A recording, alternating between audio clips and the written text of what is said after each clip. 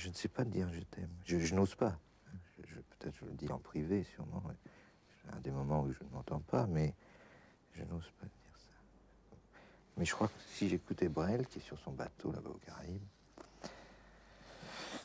eh bien, je ferais dans un prochain disque 12 chansons d'amour et ça me réussirait sûrement. Avez-vous jamais écrit une chanson d'amour? Ben, j'ai écrit C'était moi non plus pour Brigitte Bardot qui me l'a demandé. Et c'est Jane Birkin qui l'a chanté? Oui, parce que Bardot était mariée à l'époque et elle l'a enregistré, mais n'a pas osé sortir la disque. Est-ce Balzac qui a écrit en amour, il y en a toujours un qui souffre et un qui s'ennuie? Qui souffre et l'autre qui s'ennuie, oui. Moi, je m'ennuyais beaucoup. Non, mais... Vous êtes celui qui s'ennuie? Ah non, pas maintenant. J'ai une très jolie femme qui pourrait être ma fille. Vous disiez tout à l'heure, je n'ose pas dire je t'aime, mais éprouvez-vous le besoin de le dire? Avez-vous envie de le dire?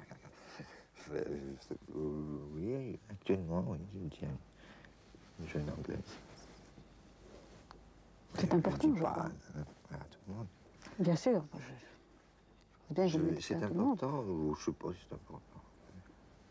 Il y a des circonstances où, par exemple à l'horizontale, où quand on dit je t'aime, ça ne veut rien dire.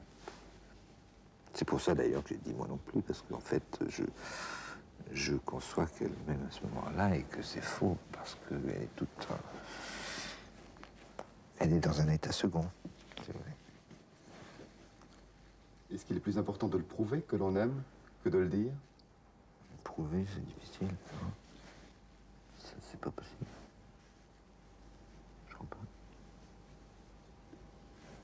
Qu'en pensez-vous, Marlène Coton? Moi, je pense que c'est important de le prouver. Ce n'est peut-être pas nécessaire de le dire. Ou il y a peut-être un moment, une façon de le dire qui n'est pas forcément la position allongée, comme l'a dit M. Gainsbourg. Bon, voilà pour... Ah oui, il y a 36 positions. Si nous devions habilement sur le chapitre de l'amitié, qui est tout de même assez voisine. Ah ben, l'amitié, c'est encore plus difficile que l'amour. Parce que ça exige... Moi, de ma part, je demande une tolérance absolue et beaucoup de rigueur et une fidélité absolue. Ce qui fait que j'ai très peu d'amis dans ces conditions. Vous en avez quand même? Oui, j'en ai 2 ou 3. Depuis longtemps? Quelques années. Pendant quelques années. Il y a une chose importante, je pense, qui a changé dans votre vie. Vous me direz si c'est important ou pas. C'est peut-être la présence d'enfants chez vous.